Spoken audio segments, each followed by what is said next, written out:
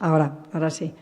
Bueno, muy buenas tardes y muchas gracias por venir y perdonen. Well, good afternoon and thank you for coming. Sorry for the delay, but our speaker has been interviewed. To give an overall context, in the end of January we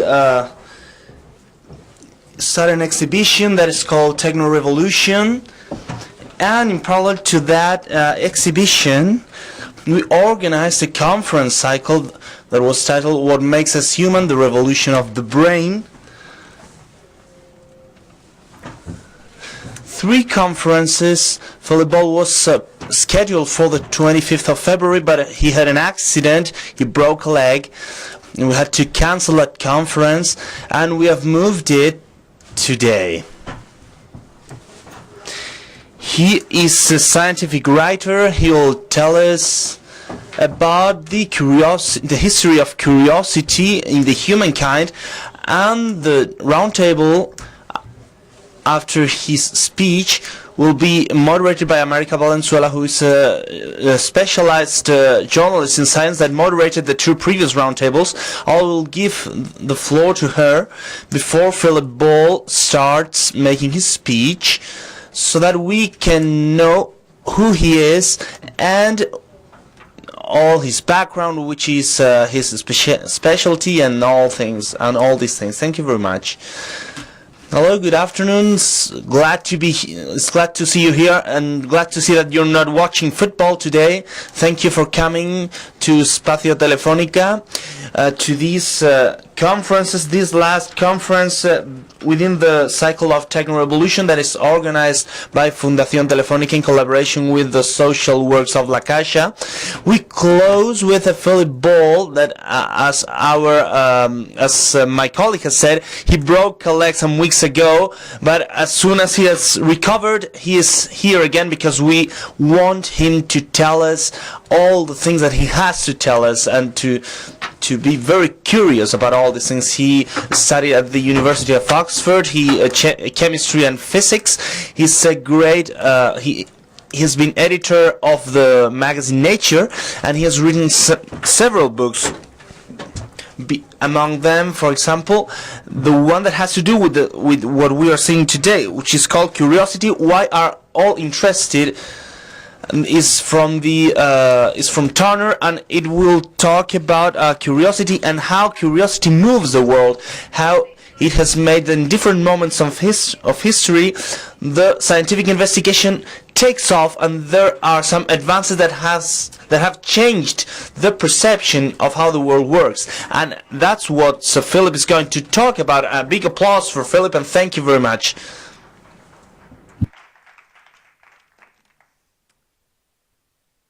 Well, thank you very much. I guess I'd already found out that science and football are incompatible. That's how I broke my leg 6 weeks ago, playing football. So I think it's incompatible for me anyway. Let me see if I can get the first image here. There we go. Well, some of you may recognize this. Europe has just collectively paid more than 6 billion euros for this machine. This is the Large Hadron Collider at the Particle Physics Center, CERN, in Geneva.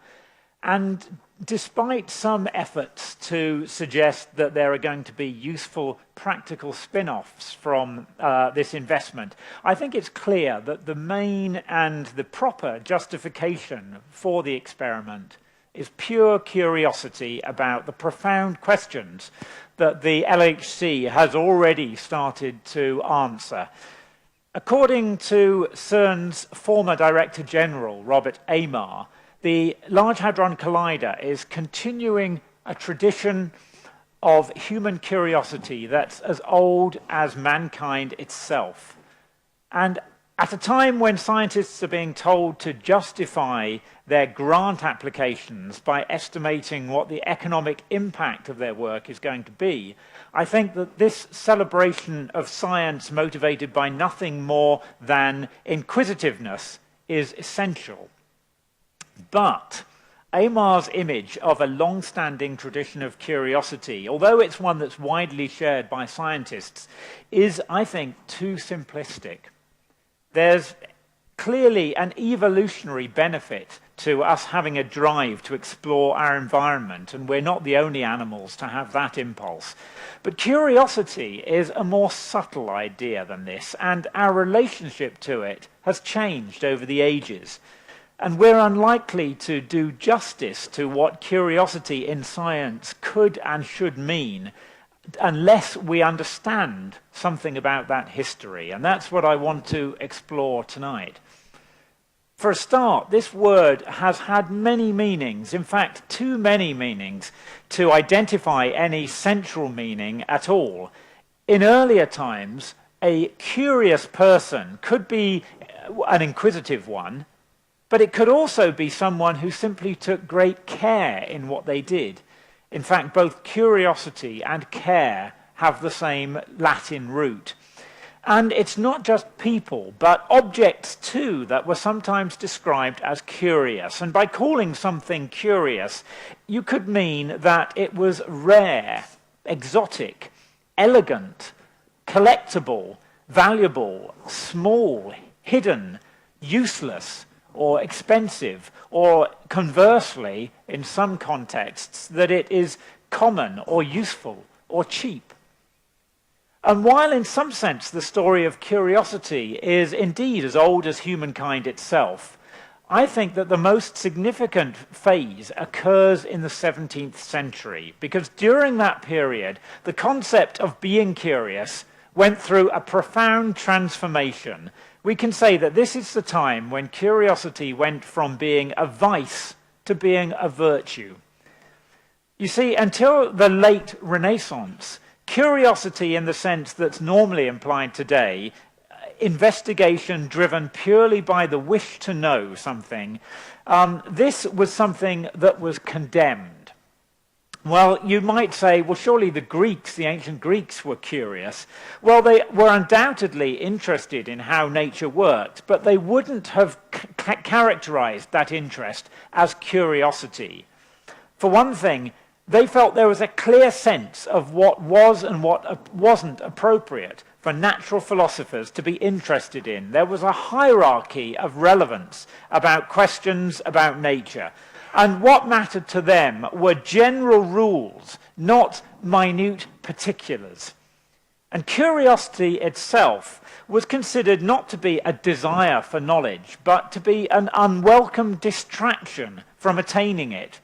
For Aristotle, curiosity had little role to play in philosophy. He would have regarded it as a kind of aimless, witless tendency to pry into things that didn't concern us.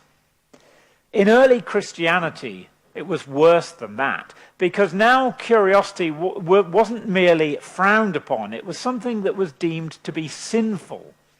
The Bible told us all that we needed and all that we should expect to know, and it was made clear that there were some things that we were not supposed to know. Adam was said to have created Adam last during the creation so that he wouldn't see how the rest of the job was done. And, of course, desire for forbidden knowledge led to the fall in Eden. And this transgressive aspect of curiosity is something that appears again and again in Christian theology, which demanded that we respect certain limits to our inquiries and that we be wary of too much learning. In Deuteronomy it says, "The secret things belong to the Lord our God." And in Ecclesiastes, Solomon declares that we should be not curious in unnecessary matters, for more things are showed unto thee than men understand. For St. Augustine in the 5th century, curiosity was regarded as a disease, one of the vices or the lusts that lay at the root of all sin. And he wrote that curiosity is in the divine language called the lust of the eyes. So in the Middle Ages and in the Renaissance, curiosity was viewed with a great deal of suspicion and often with outright condemnation. It was a vice. So clearly a lot had to change before the early modern scientists of the 17th century, people like Galileo, Johannes Kepler, Robert Boyle, Robert Hooke, and Isaac Newton, before they could express their curiosity. Popular accounts of the so-called scientific revolution in that period often seem to imply that these men began to ask questions merely because of their great genius.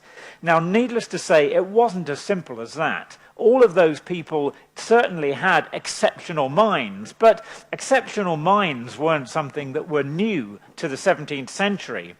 So what was it that enabled curiosity to flourish at that time? Well, there isn't a simple or a single answer to that, but I believe it's possible to identify some of the general factors. One of them was the influence of the Renaissance itself, and in particular, the emergence of humanism, which reformed culture and education by challenging the medieval traditions.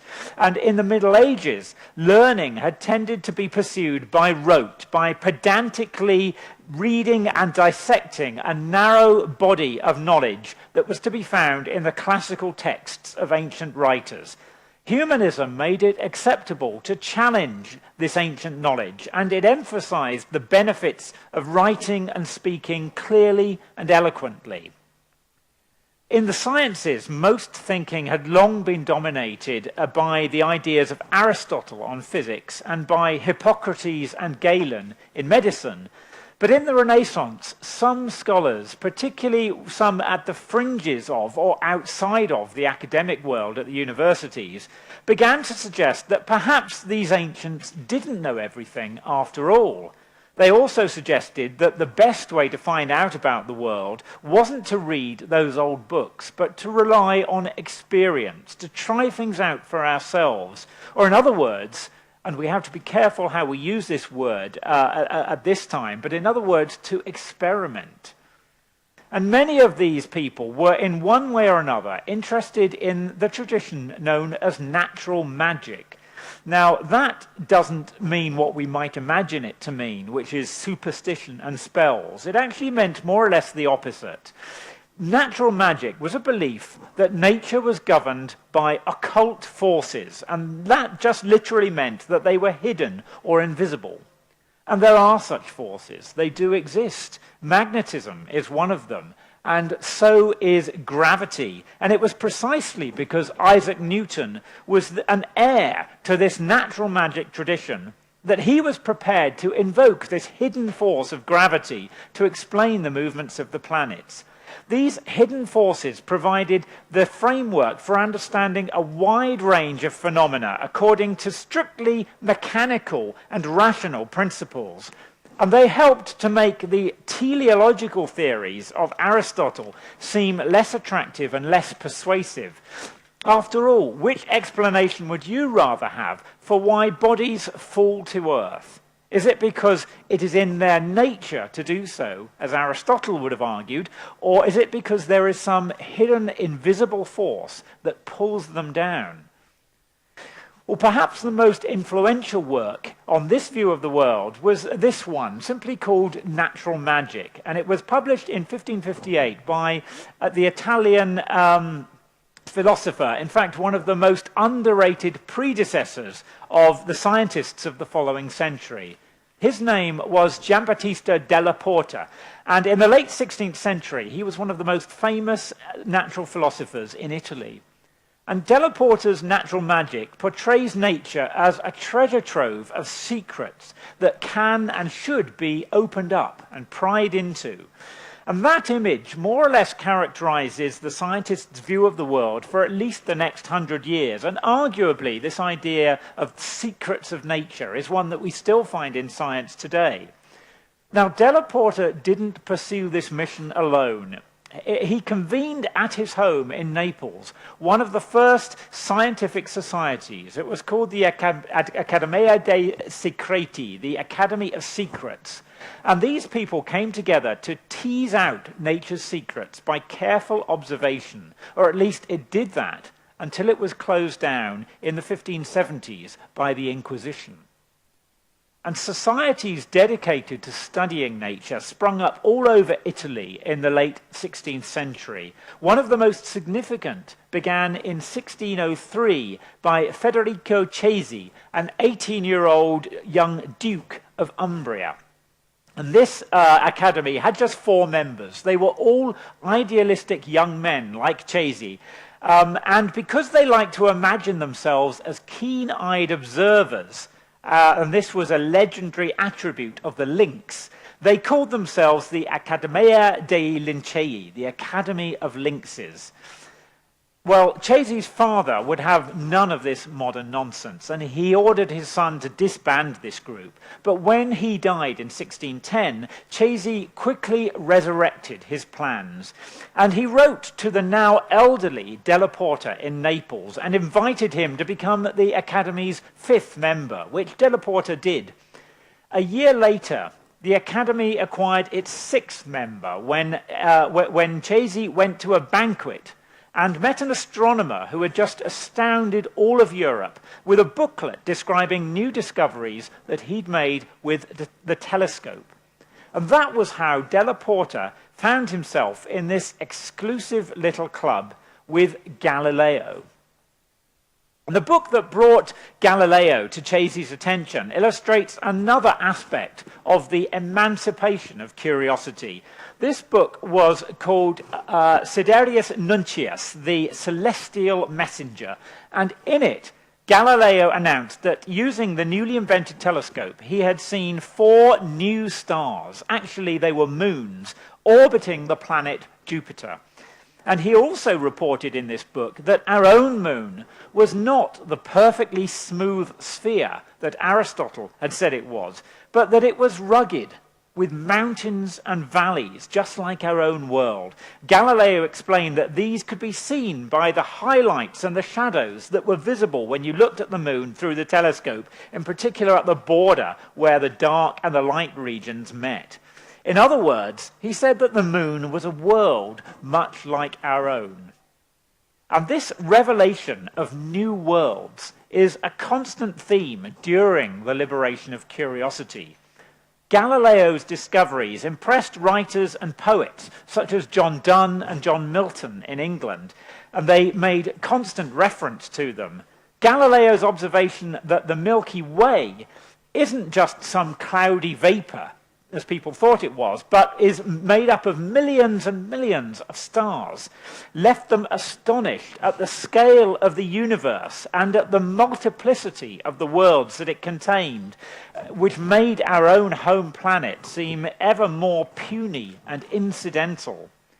This awesome infinite void is precisely what we get in Milton's epic poem, Paradise Lost.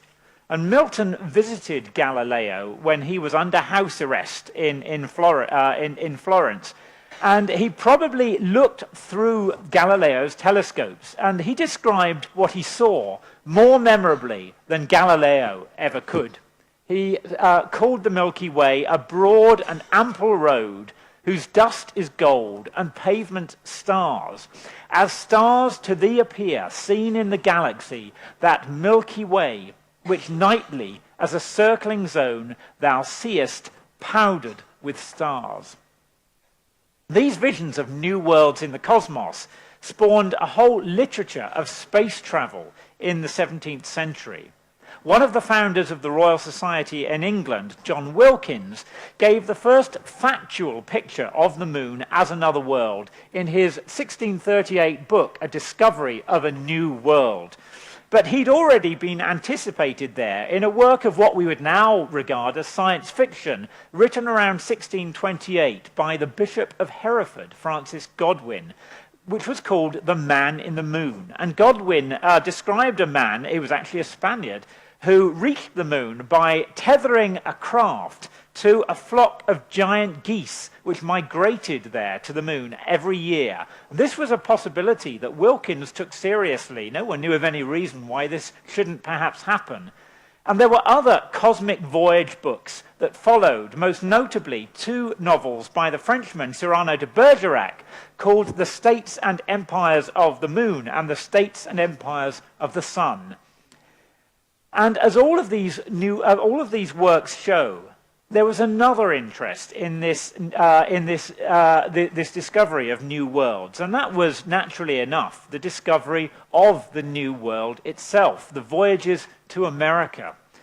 Ever since Columbus returned from the Americas, Europeans had been coming to terms with the realization that there was more in the world, more people, more customs, plants, animals, medicines, and minerals than you could find in the works of Aristotle or writers like Pliny. And this supplied a new motivation for curiosity, which was now sharpened by the possibility that one might exploit these newfound riches for commercial reasons. And these explorers, voyaging both east and west, brought back many specimens which were bought by eager collectors in Europe, because collecting rare and precious natural objects had become an obsession amongst European nobles ever since the late 16th century. And these people displayed them in so-called cabinets of curiosity. Here are some of the new discoveries of new species that were made in the New World.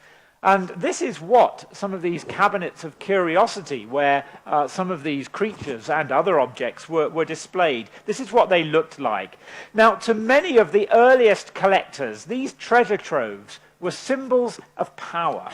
Not just, or even primarily, because they showed off the financial wealth of the collectors, but also because they were supposed to represent a kind of world in microcosm.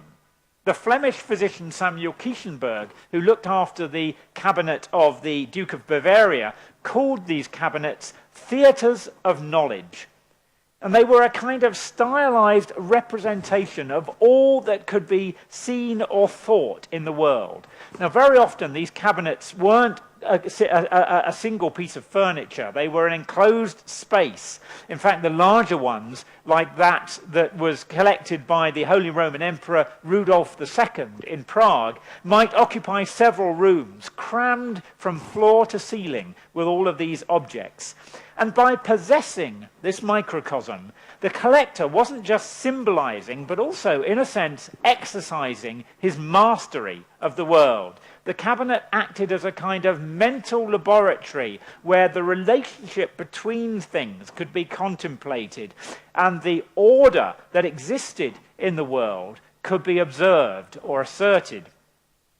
Well, by the mid-17th century, the collections of curiosities were becoming something else. They were starting to become repositories of samples of natural history. One of the finest collections in England was that of the botanist John Tredescant, who was the gardener of England's king, Charles I. And he allowed any visitor to come to his house in South London and to look at his collection if they had paid a small fee at the door.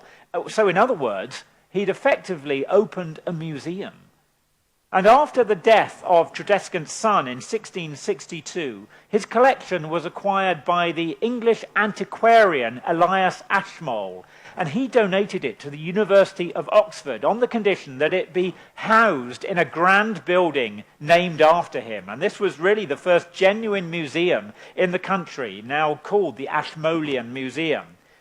Meanwhile, the collection that the Irish physician Hans Sloane had collected, and Sloane was the person who followed Isaac Newton as president of the Royal Society, this collection was donated on Sloane's death to the King, George II of England, and this formed the basis for what is now the British Museum, which was created in 1753. So then, by the middle of the 17th century, all the elements were in place for an institutionalized program of curiosity. There was the idea already of a scientific society. There was a tradition of finding out about the world by experimentation and observation, and a precedent for this knowledge that was acquired by experience rather than by looking at classical books. The telescope had shown the advantages of using instruments to enhance human perception, and by the 1620s, the microscope had been invented too. And in that same decade, the English philosopher Francis Bacon argued that a systematic program for collecting knowledge about the world based on these principles and carried out by a kind of scientific brotherhood could be something that was valuable to the state. And it was in the context of all these developments that a group of natural philosophers gathered around John Wilkins while he was warden of Wadham College at Oxford to form what they called an experimental group for pursuing and popularizing this new experimental philosophy. And this group moved back to England after the restoration of the King, Charles II, in 1660. And they started meeting at a place called Gresham College. And in November of 1660, they decided to apply for a royal charter from the King to create what became known as the Royal Society. But in its early days, the society went about its business very differently from what we'd expect from science today. It just accumulated facts, and many of those facts were strange and fantastical, and it accumulated them in much the same spirit as the collectors of curiosity had collected objects. And these lists of facts, which were recorded in the Society's journal, the Philosophical Transactions, show us what had changed by then about the nature of curiosity. Because in earlier times, questions about nature had tended to be limited to what was obviously useful or important or universal. Questions like why plants grow, why winds blow, why we get sick, how the stars and planets move across the sky. But now, nothing was out of bounds. Any question was permissible, however odd or inconsequential. And at the Royal Society, a small blemish seen on the surface of a distant planet like Jupiter might spark earnest and learned debate, or questions like why fleas can jump so high, or why you could see coloured rings in flakes of mineral through the microscope. This was all seen to be interesting now. Well, and arguably, the fact that you could explore all these ideas was progress, but it wasn't yet true science. A preference for gathering these facts and observations rather than for making interpretations and theories, that's something that we see very clearly in the famous studies made by the Anglo-Irish scientist Robert Boyle using the air pump.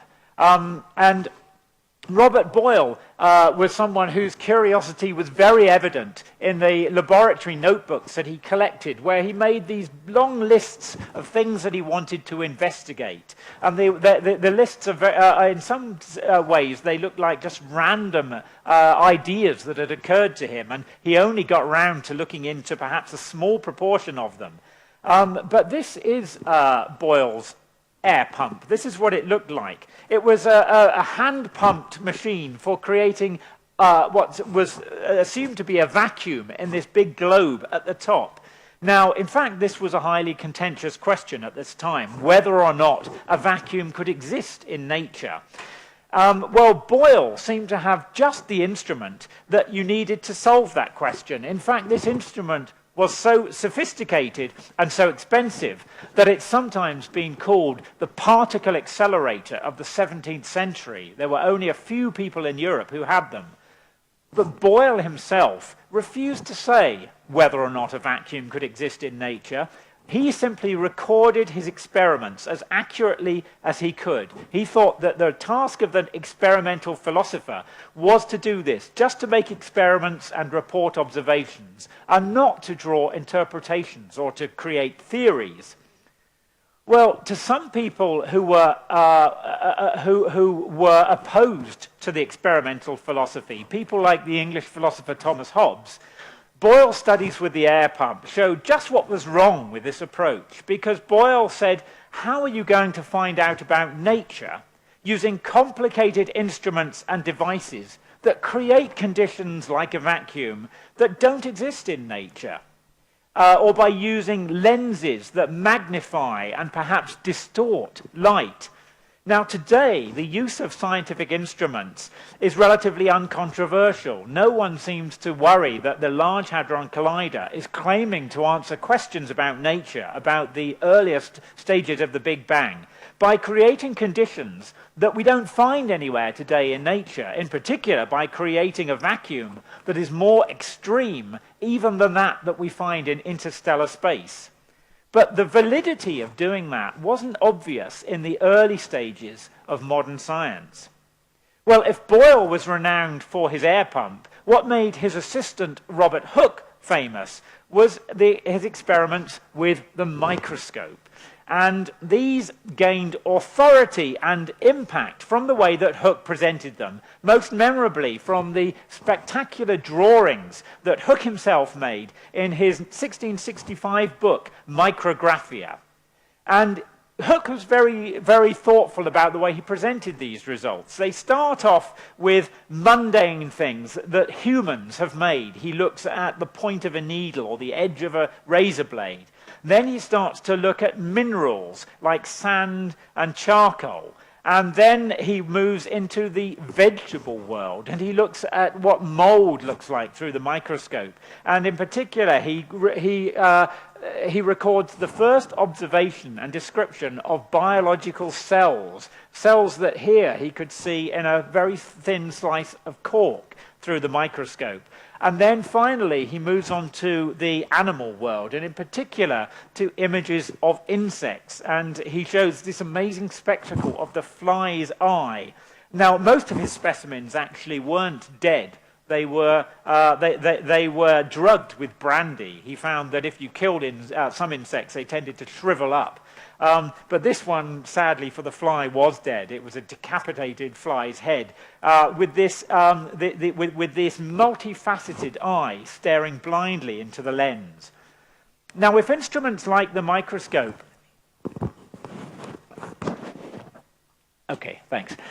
If instruments like the microscope were showing these natural philosophers that they could find rich material wherever they looked, they also started to destroy any kind of distinction about where you should look. It was clear that the dust on your shelf, the mold in your larder, was more than enough to occupy a curious mind for days and weeks, maybe for a lifetime. And you could almost be forgiven for suspecting that the early microscopists had a peculiar fascination for these lowly forms of matter. They looked at cinders and decay, at urine and excrement, at saliva and sperm. And to find things like this worthy of serious examination could seem to people from the outside not merely perverse, but perverted. And that was a real problem for people like the Royal Society, because what they were doing often seemed very odd to the world outside. And although there were still people in the late 17th century who disapproved of these activities on religious grounds, now there was more danger to come from people who ridiculed these experiments. And Hooke himself was reminded of that in 1676 when he went to see a new play by the famous playwright Thomas Shadwell called The Virtuoso. And this turned out to be a satire on the activities of the Royal Society, who were personified by a foolish clown called Sir Nicholas Gimcrack. And Gimcrack first appears in the play lying face down on his table and imitating the motions of a frog. And he explains to his visitors that he's learning to swim, but he's doing this only by focusing on the theory of swimming. And Shadwell was implying that really this was all that the fellows of the Royal Society were doing. They were wasting their days in absurd activities that had no practical benefit, or making hypothetical claims that never come to anything.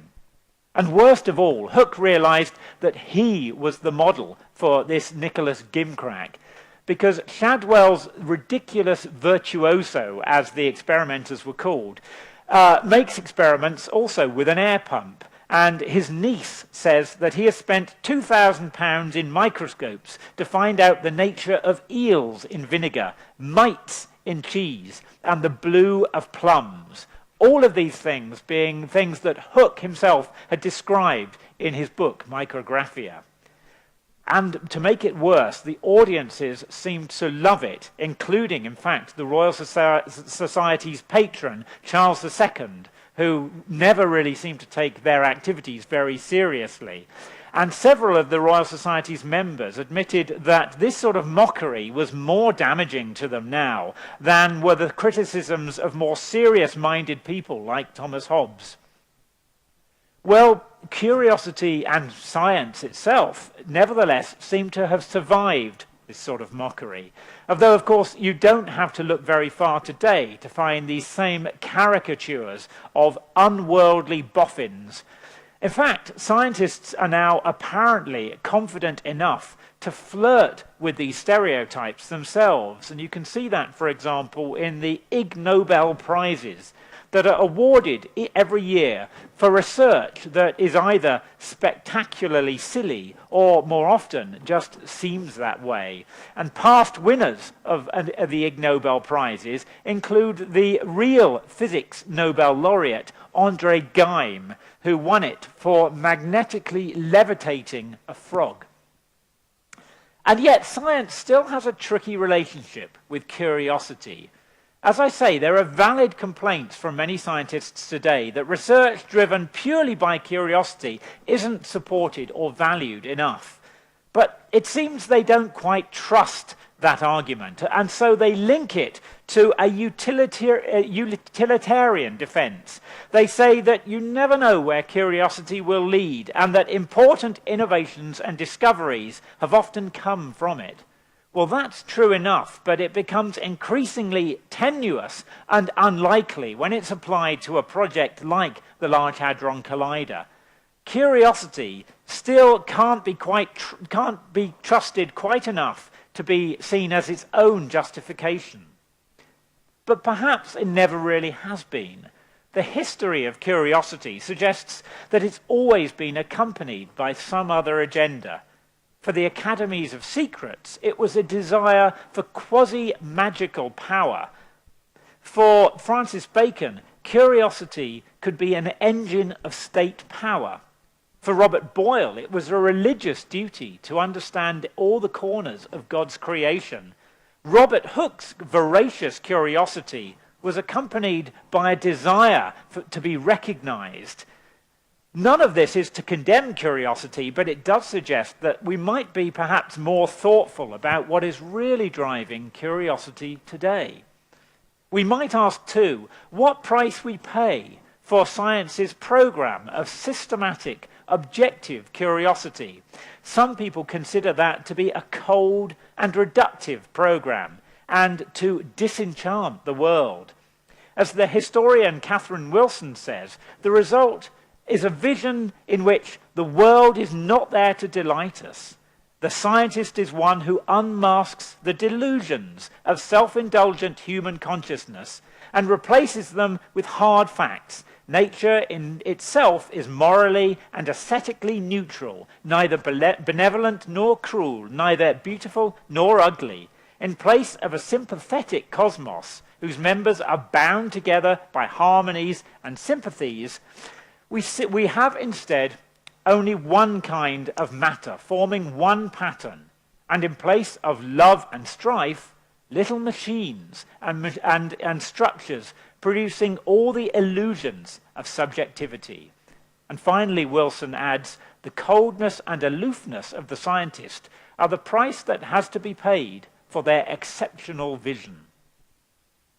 Well, I believe that many big science projects are now attempting to combat that image and to convince us that curiosity can coexist with a sense of wonder about nature, and in fact that the two can nourish each other. We see this with the Large Hadron Collider. We see it too with space exploration. NASA's new Mars rover is, of course, simply called Curiosity. And the Hubble Space Telescope presents its spectacular images that are artificially colored and arranged, perhaps unconsciously, to resemble the 19th century paintings of sublime nature. But however well motivated they are, one has to ask how much room is left in these huge, costly international collaborations for the sort of spontaneous curiosity that would allow Hook and Boyle to follow their noses.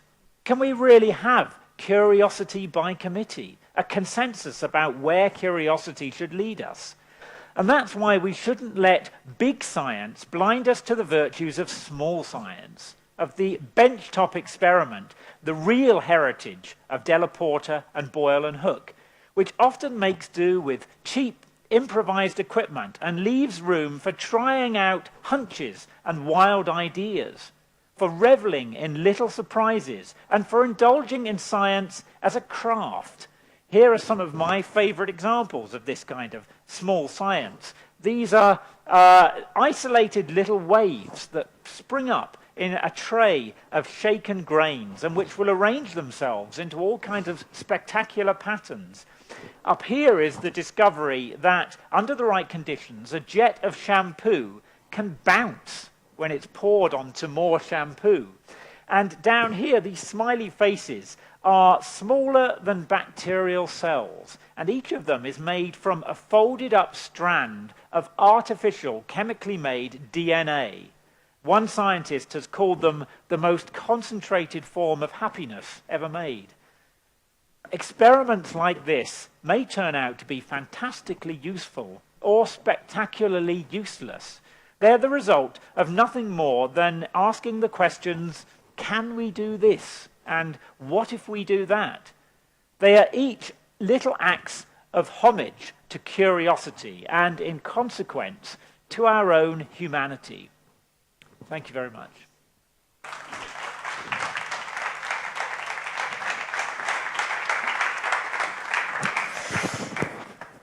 Thank you very much for tu intervención. Thank you for your speech. I'm going to make a mix. I'll have the translator so that I don't, if I don't understand you. I would like to pose some questions. You will be able to take the floor to. About the curiosity, there are some times in which curiosity leads the humankind too far. Like, for example, the case of the atomic bomb. Many of the creators, what they wanted was to investigate science. They didn't want to create a mass destruction weapon. So there are advances that we cannot handle. For example, science takes us very fast. Today, we are looking at the clonation and the creation of artificial life. So what do you think, how do you think that we could handle this unbalance, this lack of fix between the speed that we are traveling and the capacity that we have to handle all these scientific advances? Well, I think it's certainly true that unfortunately the rate at which we have accumulated knowledge is much faster than the rate at which we can accumulate wisdom, if we accumulate it at all, and it's not completely clear to me that we do. And that is a problem that we perhaps are stuck with. However, I think that sometimes we underestimate the degree to which science is already being driven by applications rather than by pure curiosity. It was evident to the nuclear scientists, or the scientists who uncovered the structure of the atomic nucleus, it was evident to them almost immediately where that might lead, that Pierre Curie, when accepting the Nobel Prize for that work in 1905, was already saying, was already warning about the power that this discovery could give us, and questioning whether we have enough wisdom to deal with that responsibly. And with the question of the creation of artificial life, whatever that might mean, I think that already people who are working on that have quite particular applications in mind, that they're not so much driven by pure curiosity as by a hope that this sort of work might lead to the creation of microorganisms that give us more environmentally sensitive fuels or new drugs or something of this sort. So, you know, already we have applications in mind, but undoubtedly developments like that carry with them dangers, just as they always have. And it's been rightly said that, you know, the greater the power that our discoveries give us, the greater the dangers come along with that. I think that there are grounds for hope that scientists today are more aware of the need to monitor what they do and to try to think ahead and to be aware of the possibility of misuse of their discoveries, more aware of it than they were, say, 50 years ago or at the time when the atomic bomb was created. I think it's actually that in particular that alerted scientists to that danger, the invention of the atomic bomb.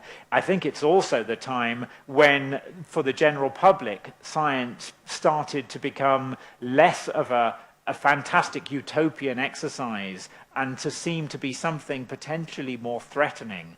So that made scientists have to, at least some scientists, have to think more carefully about their social responsibilities. But I think this is an area that still scientists need to help to cultivate within their community, how to be socially responsible. Dices que la sociedad hoy en día es más crítica. You say that society is more critical now that has more scientific knowledge, but although the fear time has gone, the Middle Ages, and we could be more curious, in the Western societies at least, the pseudoscience are still in force. People want to believe in magic, for example, Reiki, homeopathy, flowers, etc. What's happening? What's wrong with this? You see, I think that a lot of these ideas, the problem I find with the response of a lot of scientists to these ideas is that they think that they are sort of diseases that can be cured by an injection of science.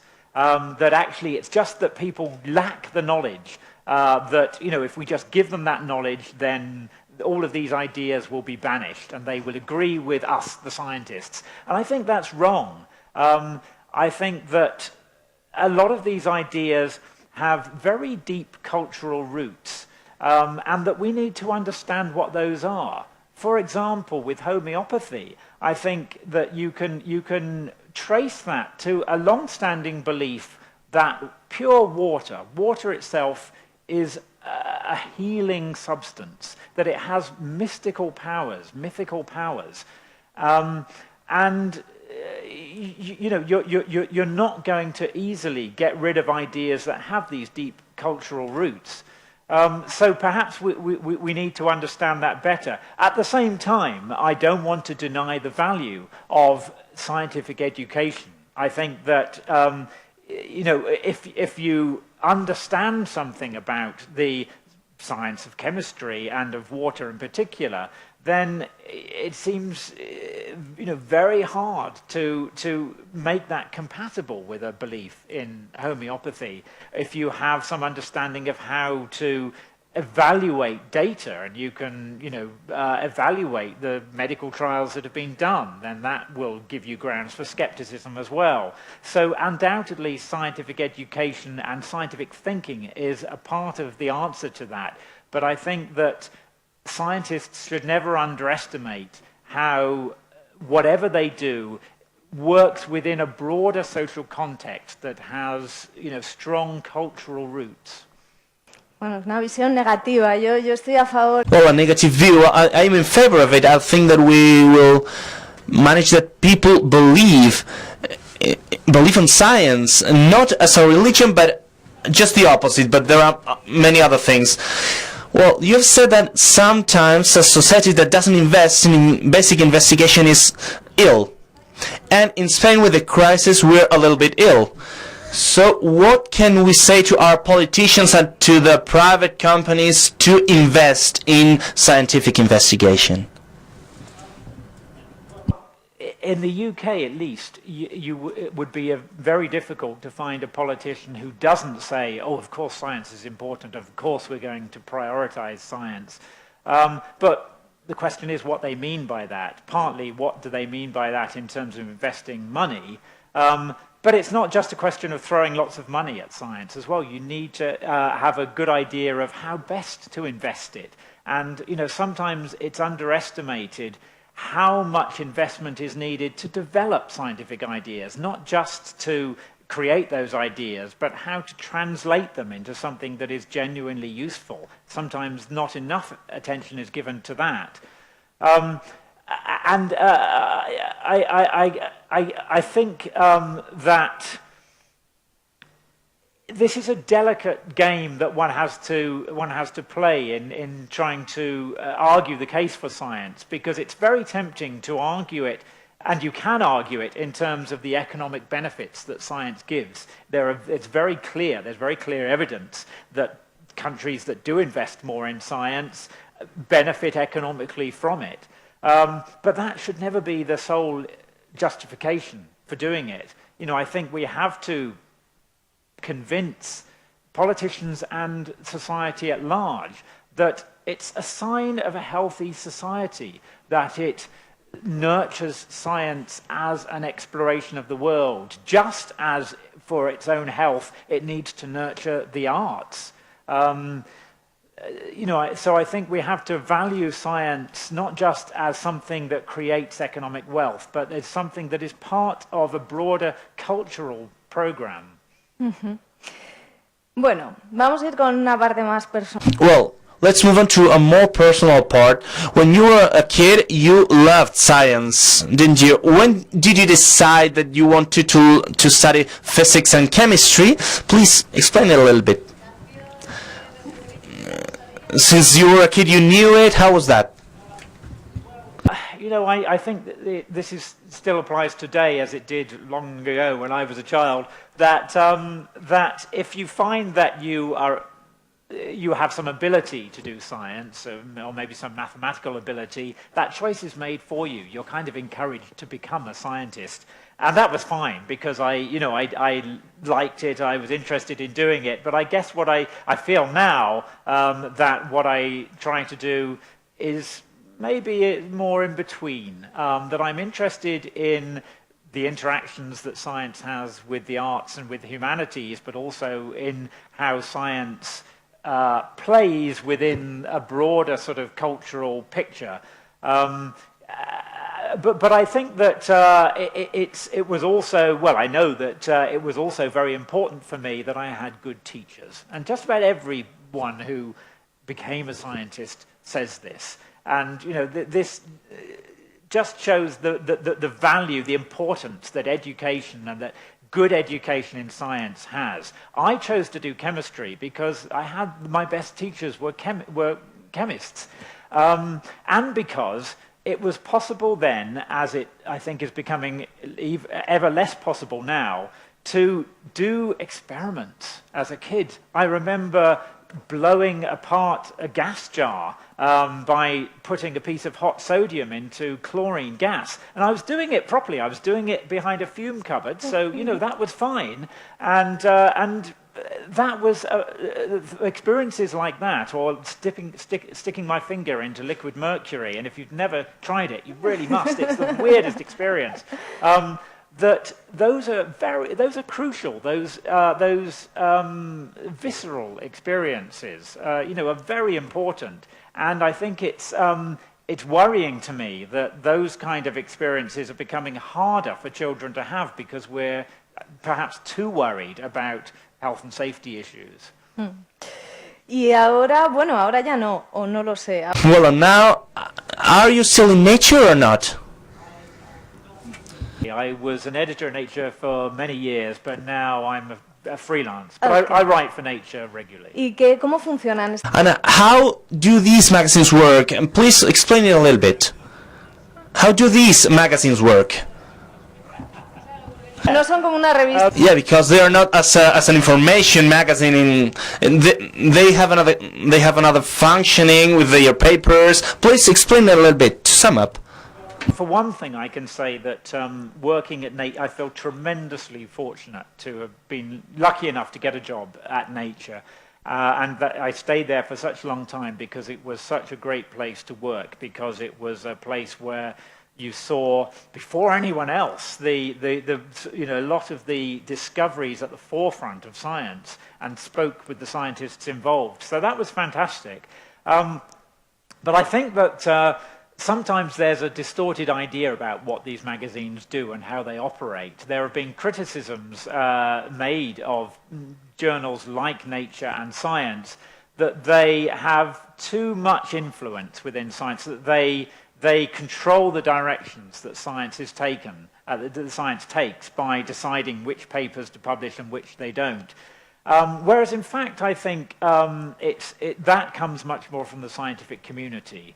When an area is considered to be hot, to be trendy, then these journals get flooded with papers in that area. And so inevitably it ends up publishing more of them than you might expect on average.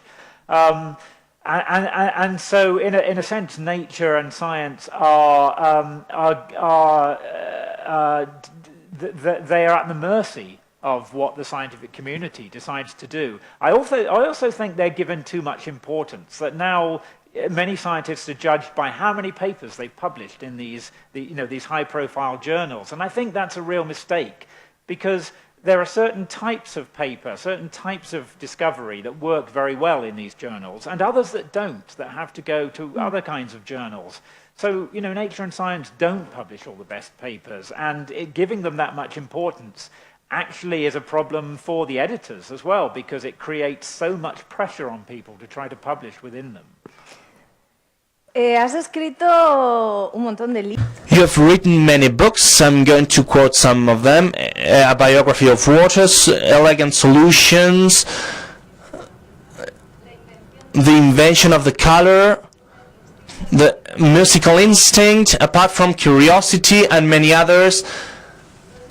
All these books are informative books. How do you choose your topics? How do you write a whole book? For example, a book about invention of the color.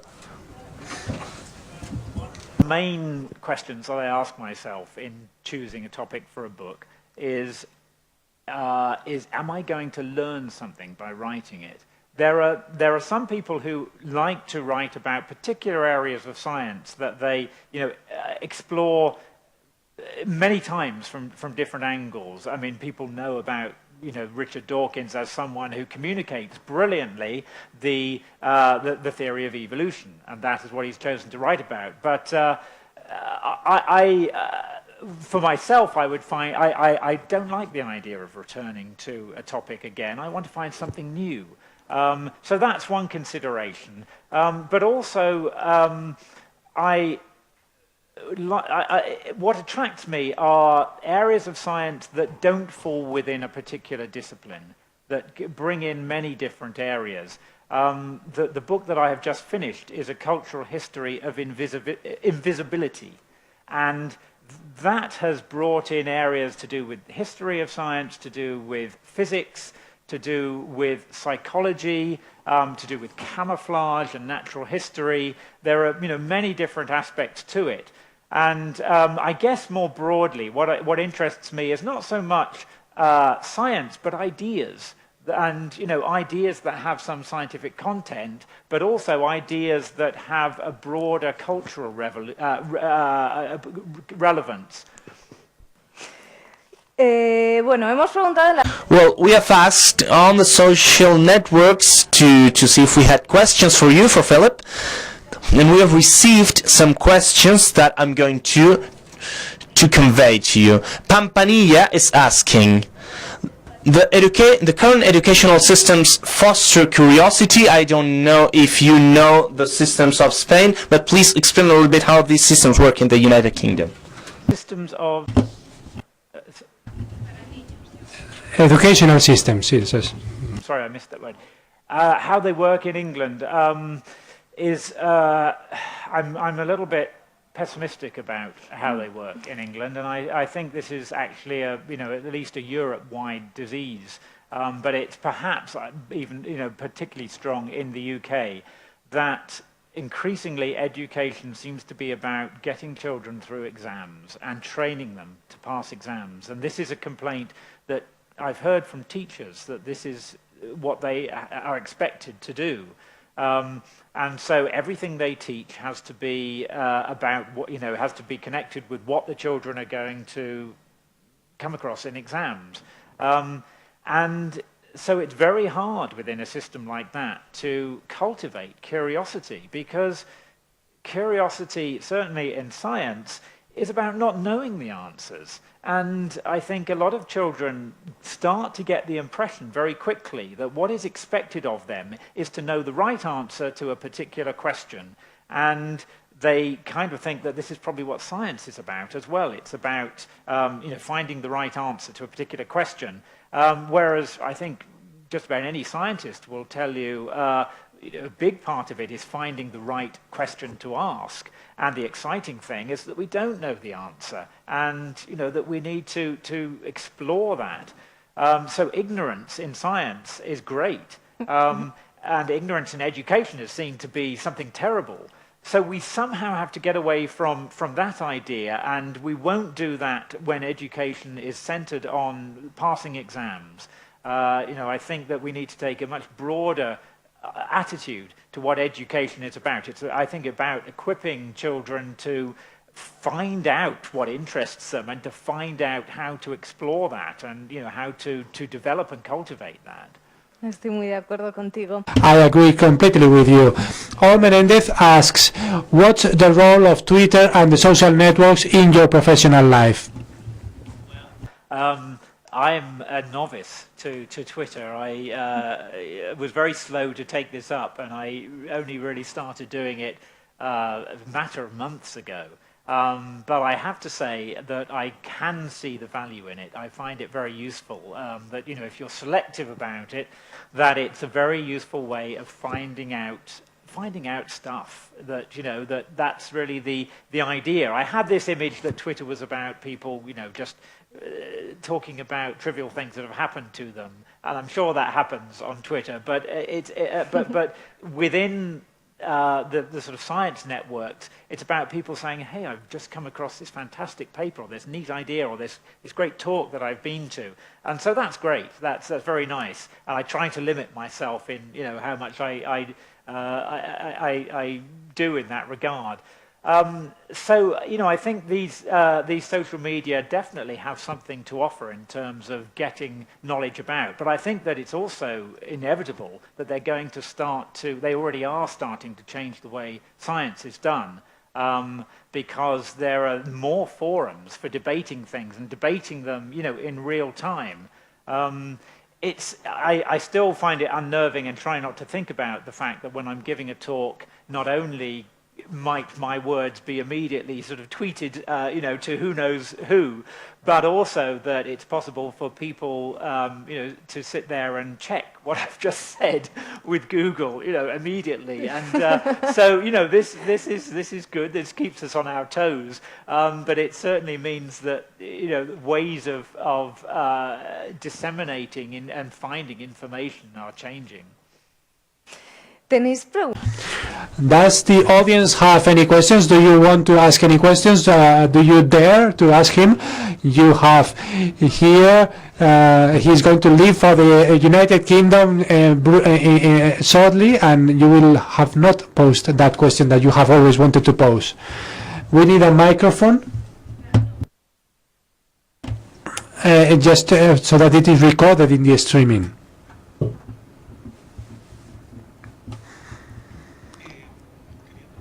I wanted to ask you, out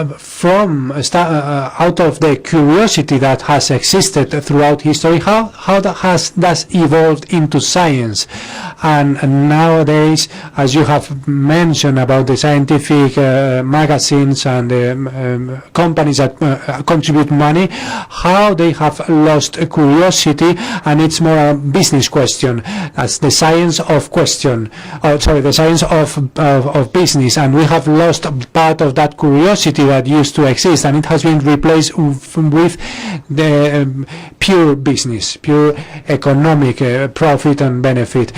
Companies who want to benefit from science instead of keeping the search for new elements and for curiosity. I don't know if I have made myself clear. Yeah.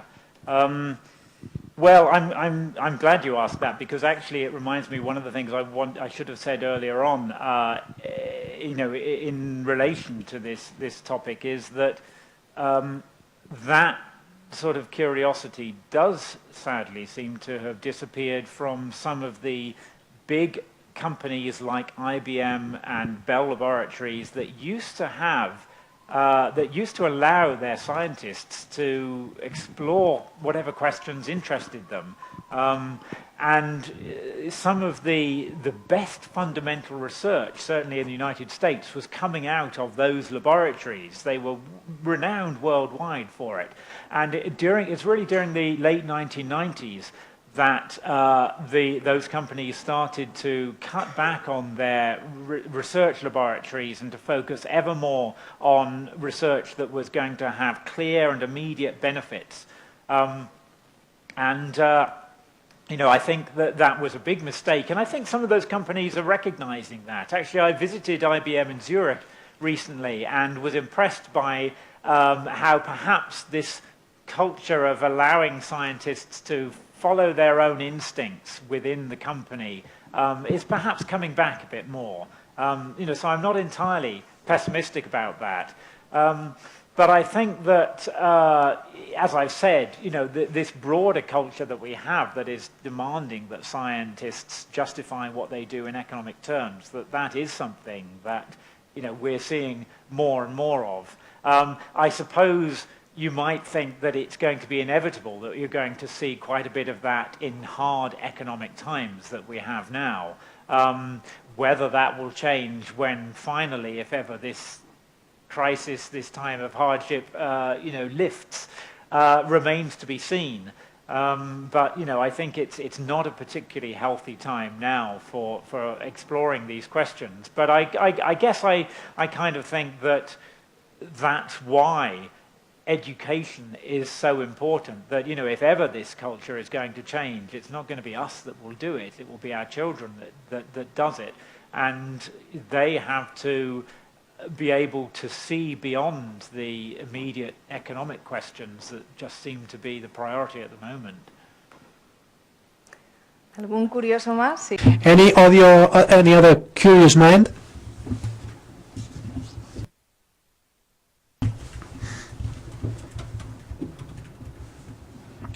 Thank you. I have a curiosity about your books. I would like to know, because I have read most of your books, some of them more than once, and I was always impressed by the amount of references that you manage, the amount of information that you manage, and also the contrast between that and the fluency with which you write, how your narrative is fluid and fluent.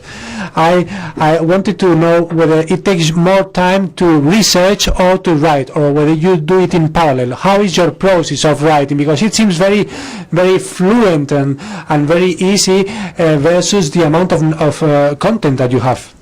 Well, thank you for saying that. You're welcome. It's a process that I'm still learning, and I feel that will never end, and I'm still learning from other writers who I feel do it better than I do. But I guess I very much enjoy the research stage. People sometimes ask, do you have researchers to do this work for you? And I wish I were, well, in some ways perhaps I wish I was as grand as that. I know that some famous science writers do have that, but actually I would never want to do that, because it's the research period that is one of the most enjoyable, because it's only then that you start to find out what it is you really want to say in the book. This is one of the crazy things about publishing, that you have to increasingly write a big synopsis that is going to tell the publisher what the book is about and what you're going to say. And you don't know that until you've started to explore. So, you do what scientists do with their grant proposals. You make something up, and then you do the real work and find out what you really want to say. So that's fun, but there comes a point where my mind is ready to burst, and that's when I know that I need to start writing and getting some of this down. And I guess that point also comes when I can start to see the story, the sort of narrative arc, the point in the book, because what appeals to me is not just writing a book that explains something, that sort of gives the facts about science to a general audience in words they can understand. I think that science communicators have a kind of responsibility to think about what they are talking about implies, to put it within some kind of context, and hopefully to give some kind of reflection on it that perhaps scientists themselves don't always see because they're working in the minute particulars of their topic. So, I hope that there is some sort of ability to reflect within the book what the science might mean or where it might be going. But beyond that, it's a matter of just graft. And I think that what is often underestimated in writing, not just non-fiction but fiction too, is that it's a craft. I think we have this sometimes romantic view that writing is something that comes to writers and it's a sort of mystical thing. Actually, it's something a lot of it you have to learn how to do it, just like you learn anything else, just like you learn to play the piano. And there are things you can learn, and it's as I say, it is a constant learning process. Tenemos otra pregunta ahí. We have another question.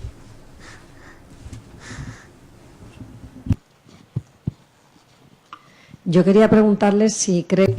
I wanted to ask you whether you think that internet promotes curiosity or on the contrary, that you will have such a vast amount of information that it becomes too dispersed.